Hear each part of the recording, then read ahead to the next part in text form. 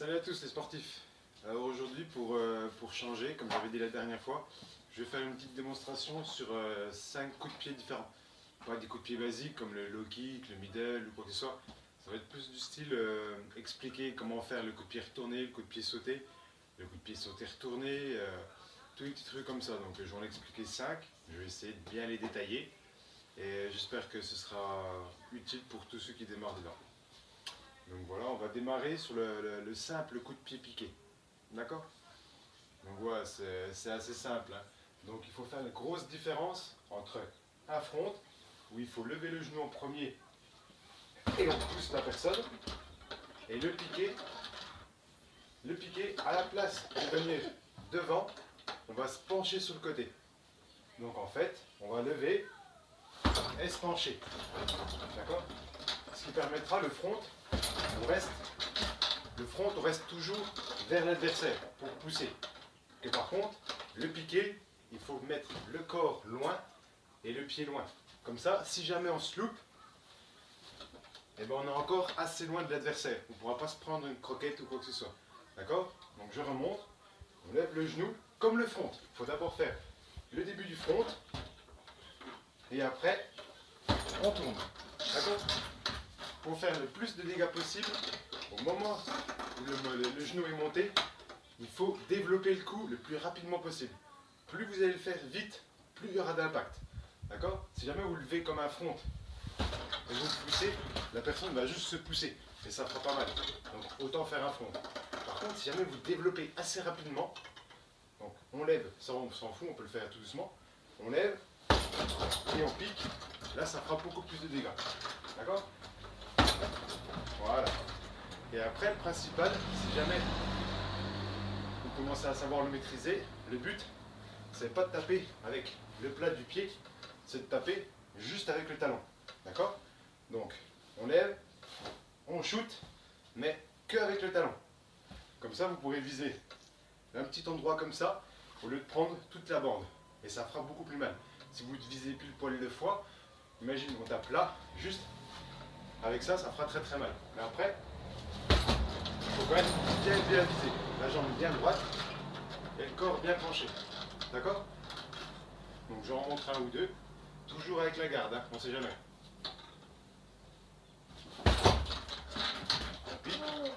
Vous pouvez le faire soit direct, soit retourné. Retourner, en fait, vous vous mettez en position. On pique et on revient. D'accord? On commence.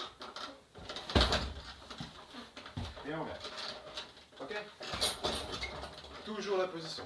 Toujours revenir en garde aussi, c'est très important. Donc voilà, ça c'est pour le simple piqué. Ensuite, il y a le piqué retourné. Donc c'est exactement le même, sauf qu'en fait, on fait une rotation. D'accord? Une rotation et on pique.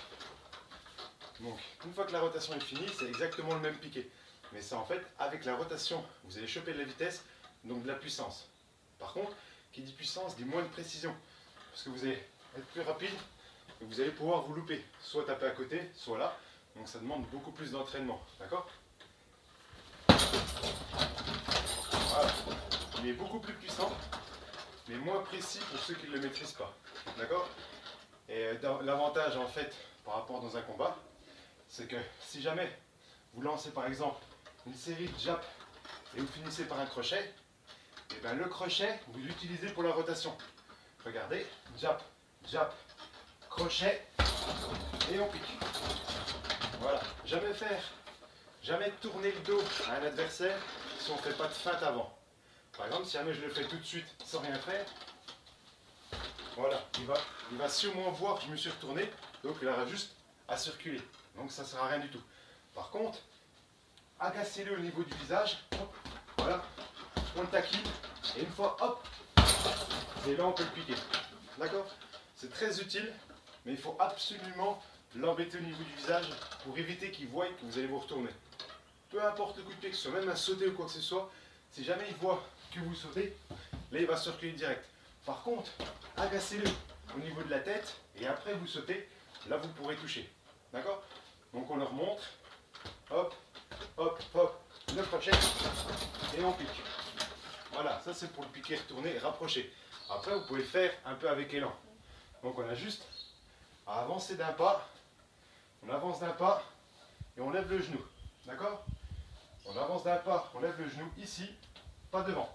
Donc, on lève et on pique. D'accord? Donc je remonte, on garde, on avance d'un pas, on lève le genou. D'accord? Et on pique. On remonte et on pique. Toujours en garde. Voilà. Ça, c'est pour ceux qui veulent avancer d'un pas. Donc gagner de la distance, par exemple début de combat, quand vous êtes assez loin, l'arbitre dit allez-y, on avance. Ça, c'est très utile pour ouvrir le combat. Ok, on est assez loin, on n'est pas à portée de poing, donc on peut taper. D'accord? Voilà, ça c'est pour le piqué retourné. Ensuite, on a le ciseau. Très connu au taekwondo, mais aussi beaucoup utilisé au kick. Après, il y a deux versions de ciseaux. Il y a le ciseau rapide, qui sert à aller très très haut et viser que le visage. Donc, alors le but, c'est tout simplement ne pas bouger. Donner un low kick comme vous donnerez un n'importe quel low kick. D'accord? On frappe, toujours une ou deux fois, et la troisième fois, vous le faites. Donc, 1, 2, 3. Ok? Donc je le remonte de ce côté-là, pour que vous voyez un peu la distance. 2, 3. Voilà.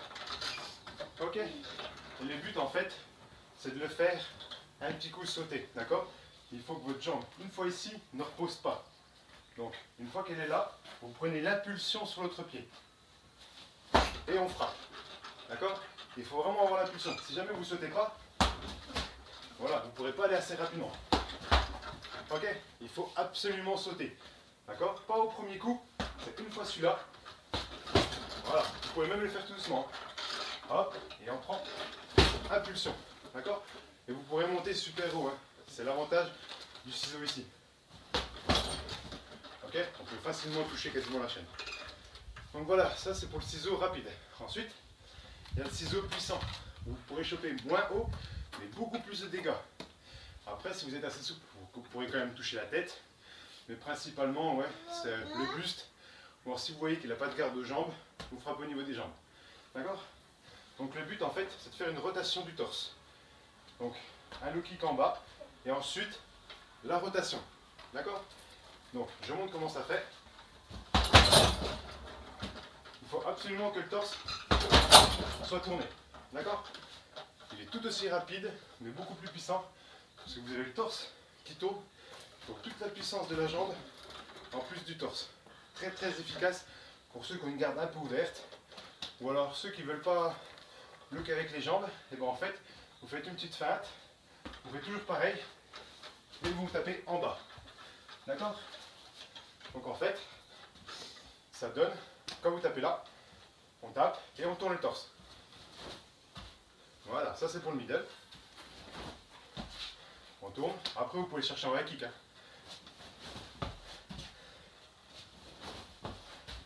Voilà, et après vous pouvez chercher surtout pour la cuisse. On frappe et on cogne. Voilà. Donc voilà, ça c'était pour le ciseau. Ensuite, on va faire les deux coups de pied sautés. Donc on va faire le coup de pied, on va dire JC. C'est pour éviter le grand terme technique, les coups de pied sautés retournés à Jean-Claude Van Damme. Donc en fait c'est simple, il faut qu'en sautant, que la face du pied arrive le plus rapidement possible sur la tête. Donc je monte.